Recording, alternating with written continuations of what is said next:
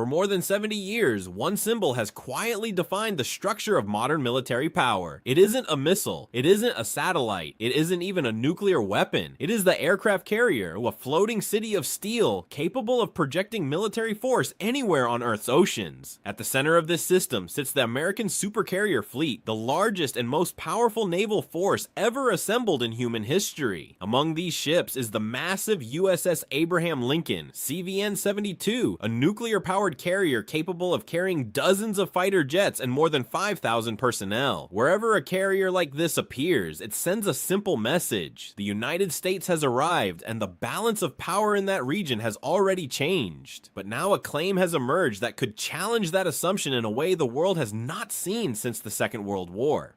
According to statements from the Islamic Revolutionary Guard Corps, the USS Abraham Lincoln was targeted in a missile strike in the Persian Gulf. Iranian officials say 4 ballistic missiles were launched toward the carrier in retaliation for recent regional attacks. Whether the strike caused damage remains disputed, but the claim alone has triggered alarm across defense communities worldwide, because aircraft carriers have long been considered the most heavily defended ships ever built. If one of them can be struck even once, the strategic consequences extend far beyond a single battlefield. It would force militaries, governments, and alliances around the world to reconsider assumptions that have shaped global security for generations. At first glance, a military confrontation in the Persian Gulf may appear distant from everyday life in other parts of the world. But the truth is that the stability of global trade, energy markets, and international security is deeply connected to the waters surrounding the Middle East. The Persian Gulf is one of the most strategically important maritime regions on Earth. Every day, enormous quantities of oil and natural gas pass through nearby shipping routes, particularly the narrow Strait of Hormuz. If tensions in this region escalate into a wider conflict, the consequences ripple through global supply chains, fuel prices, financial markets, and political alliances. That is why the presence of American aircraft carriers in this region has historically served as a stabilizing factor. When a carrier strike group enters contested waters, it represents not only military strength but also a deterrent signal to potential adversaries. The United States currently operates 11 nuclear-powered carriers, far more than any other nation. This fleet has allowed American forces to respond quickly to crises across the globe, but deterrence works only as long as the symbol of power remains credible. If an adversary demonstrates the ability to threaten or damage a carrier, even symbolically, it introduces uncertainty into the entire strategic equation. Allies may begin to question security guarantees, while rivals may see new opportunities to challenge existing power structures. The situation escalated rapidly, following a series of military strikes and retaliatory actions in the region. According to Iranian state media, the Islamic Revolutionary Guard Corps launched a coordinated attack targeting the USS Abraham Lincoln, CVN-72, while it was operating in the Persian Gulf. Iranian officials claimed that 4 ballistic missiles were fired toward the carrier group, framing the action as a response to recent operations involving the United States and Israel. In their public statements, the guards declared that the attack represented a warning and promised further retaliation if hostilities continued. At the same time, American officials have not confirmed that the carrier was successfully struck or damaged. This discrepancy highlights one of the defining features of modern conflict: information warfare. In the digital age, narratives can spread across the world within minutes, long before independent verification becomes available. Governments release statements, analysts interpret satellite imagery, and social media amplifies speculation. As a result, the immediate aftermath of a military incident often becomes a battle over perception as much as a battle over facts. Even an unconfirmed claim can reshape the strategic conversation because it forces policymakers and military planners to consider the possibility that previously secure platforms might now be vulnerable.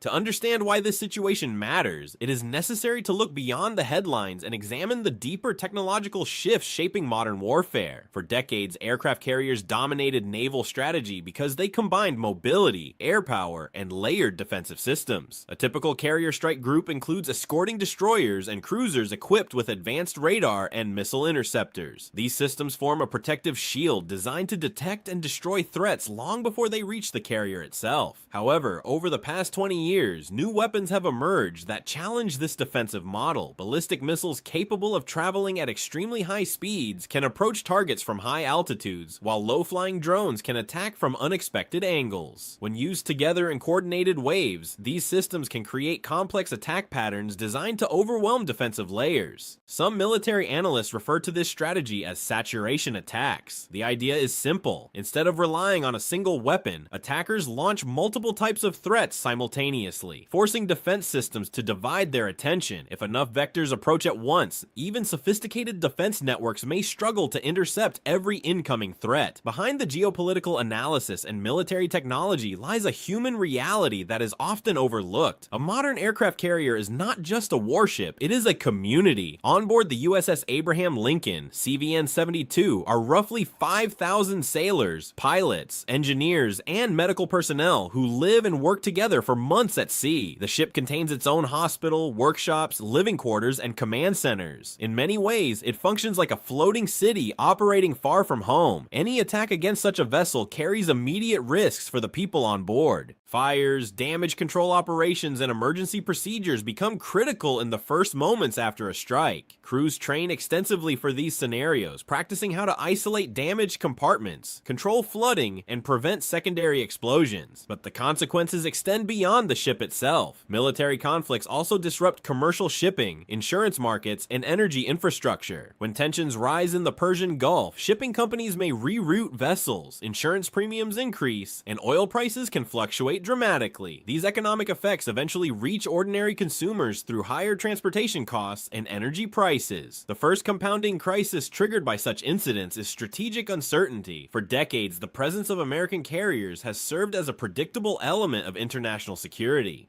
Allies understood that when tensions rose, a carrier strike group could be deployed to provide air support, surveillance, and rapid military response. This reliability allowed governments to coordinate defense planning with a clear understanding of available resources. But if the vulnerability of carriers becomes a widely accepted possibility, that predictability begins to erode. Countries that rely on American security guarantees may start reassessing their defense strategies. Some might accelerate their own military development programs, including missile defense or domestic weapon systems. Others may pursue new alliances to reduce dependence on a single partner. This shift does not happen overnight, but moments of uncertainty can begin the process. When long-standing assumptions are challenged, strategic planning across entire regions must adapt to a new and less certain environment. A second layer of crisis emerges through the global information environment. In previous decades, major military events unfolded slowly in the public eye. Reports traveled through official channels, and detailed information often took days or weeks to become widely available. Today, however, satellite imagery, open-source intelligence communities, and social media networks distribute information almost instantly. This rapid information flow can amplify both accurate reporting and misinformation. Analysts around the world begin examining radar data, flight patterns, and satellite photographs to determine what actually happened. Governments release carefully worded statements while attempting to maintain operational security. Meanwhile, financial markets react quickly to perceived risks, particularly in sectors connected to energy production and maritime trade. As a result, a single military incident can produce immediate economic and political reactions even before the full facts are established. Beyond the immediate military implications, events like this can influence national policy decisions. Governments must determine how to respond to perceived threats while balancing diplomatic, economic, and military considerations. Within the United States, discussions about defense budgets, military readiness, and strategic priorities often intensify following incidents involving major assets such as aircraft carriers. These debates extend to international alliances as well. NATO partners, Pacific allies, and regional security partners closely observe how the United States reacts to challenges involving its military forces. Their assessments influence future cooperation, defense planning, and intelligence sharing. If a major naval asset is threatened or attacked, it becomes more than a tactical event. It becomes a moment that tests the credibility of security commitments and the resilience of international partnerships.